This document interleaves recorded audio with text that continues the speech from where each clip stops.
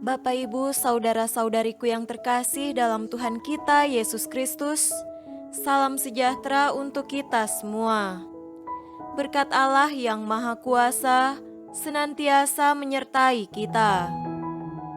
Marilah kita mendengarkan dan merenungkan bacaan-bacaan kitab suci hari Rabu tanggal 30 Juni tahun 2021. Bacaan pertama dari kitab Kejadian pasal 21 ayat 5 dilanjutkan dengan ayat 8 sampai 20.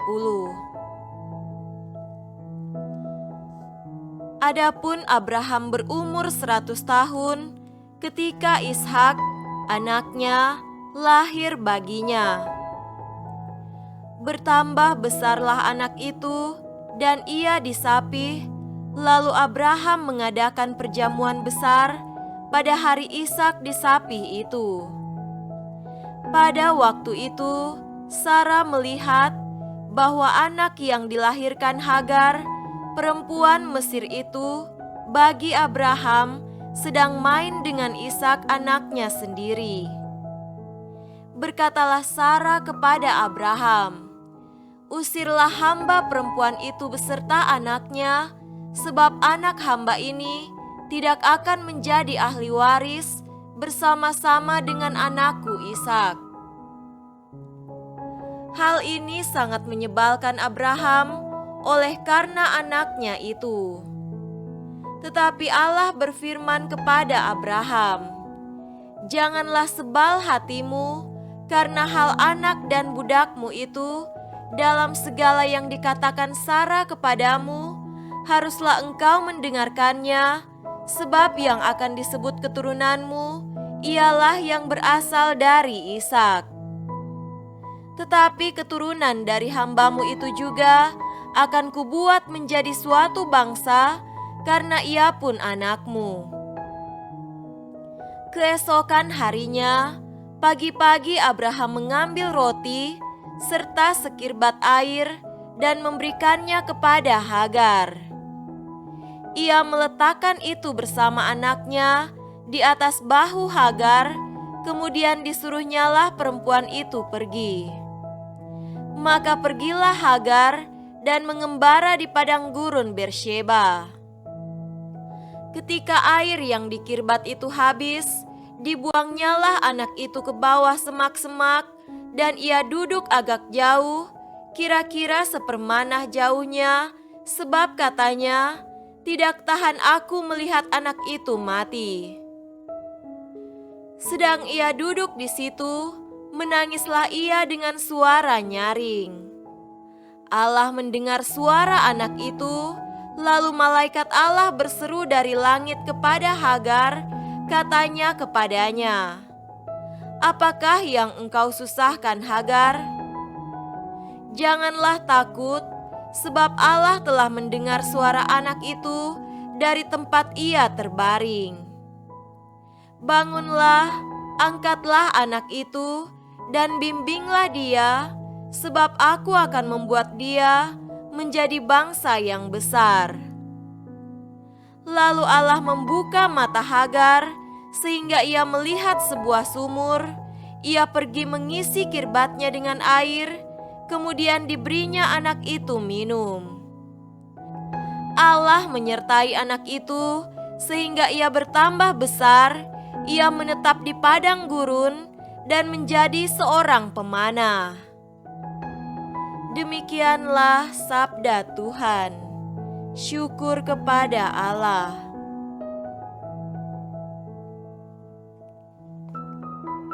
Tuhan beserta kita sekarang dan selama-lamanya. Inilah Injil Yesus Kristus menurut Matius. Dimuliakanlah Tuhan. Injil Matius pasal 8 ayat 28 sampai 34. Setibanya di seberang, yaitu di daerah orang Gadara, datanglah dari pekuburan 2 orang yang kerasukan setan menemui Yesus. Mereka sangat berbahaya sehingga tidak seorang pun yang berani melalui jalan itu. Dan mereka itu pun berteriak katanya, "Apa urusanmu dengan kami, hai anak Allah? Adakah engkau kemari untuk menyiksa kami sebelum waktunya?" Tidak jauh dari mereka itu, sejumlah besar babi sedang mencari makan. Maka setan-setan itu meminta kepadanya katanya, "Jika engkau mengusir kami, suruhlah kami pindah ke dalam kawanan babi itu." Yesus berkata kepada mereka, "Pergilah." Lalu keluarlah mereka dan masuk ke dalam babi-babi itu. Maka terjunlah seluruh kawanan babi itu dari tepi jurang ke dalam danau dan mati di dalam air.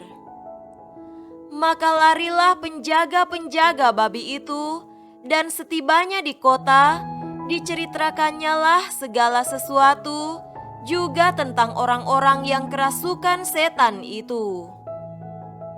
Maka keluarlah seluruh kota mendapatkan Yesus, dan setelah mereka berjumpa dengan Dia, mereka pun mendesak supaya Ia meninggalkan daerah mereka.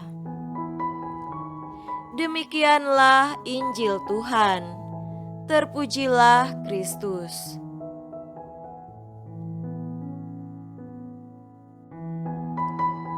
Saudara-saudariku yang terkasih dalam Tuhan kita Yesus Kristus, tema renungan kita pada hari ini adalah cinta harta merusak kebersamaan.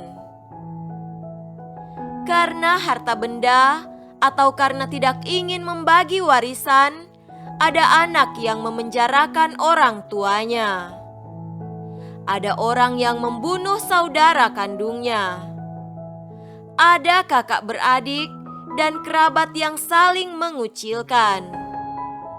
Ada juga yang karena ingin mendapatkan harta orang lain, lalu merampok dan membunuh. Harta seolah-olah lebih penting daripada orang tua, lebih penting dari saudara kandung atau kerabat, lebih penting daripada nyawa orang lain. Demi harta yang ingin dipertahankan atau diperoleh, hukum dilanggar. Saudara-saudariku terkasih, begitulah seperti yang ditunjukkan oleh Sarah, istri Abraham, pada Hagar dan anak kandungnya Ismail dari suaminya Abraham. Ketika ia melihat dua orang bersaudara dari seorang ayah yang sama, meskipun berbeda ibu, Ishak dan Ismail, bermain bersama, ia langsung meminta Abraham untuk memisahkan mereka dengan cara mengusir Hagar serta anaknya itu. Ia tidak menginginkan harta kekayaan mereka dibagikan di antara dua anak Abraham yang berbeda ibu itu. Harta dianggap Sarah lebih penting daripada kasih, persaudaraan, persahabatan, seperti yang ditunjukkan dua anak Abraham itu. Hal yang sama terjadi pada orang-orang yang mengusir Yesus dari kota mereka karena ia memindahkan roh jahat yang merasuki orang kepada babi-babi mereka. Daripada babi-babi atau harta mereka semuanya mati atau lenyap, lebih baik bagi mereka jika Yesus tidak dibiarkan tinggal di wilayah mereka, meskipun kehadirannya itu mendatangkan selamat bagi mereka yang kerasukan setan. Jadi, tampaknya mereka lebih suka roh jahat itu merasuki orang daripada babi-babi mereka. Bagi mereka, lebih baik menyelamatkan harta mereka daripada menyelamatkan kehidupan sesamanya yang kerasukan setan melalui kehadiran Yesus. Dengan kata lain, bagi mereka lebih baik menolak Yesus demi menyelamatkan harta bendanya daripada mempertahankannya tetapi kehilangan hartanya. Apa yang disebutkan di atas ini mulai menjadi suatu fenomena umum pada masa sekarang yang menunjukkan bahwa nilai-nilai diacak dan diubah tata urutannya.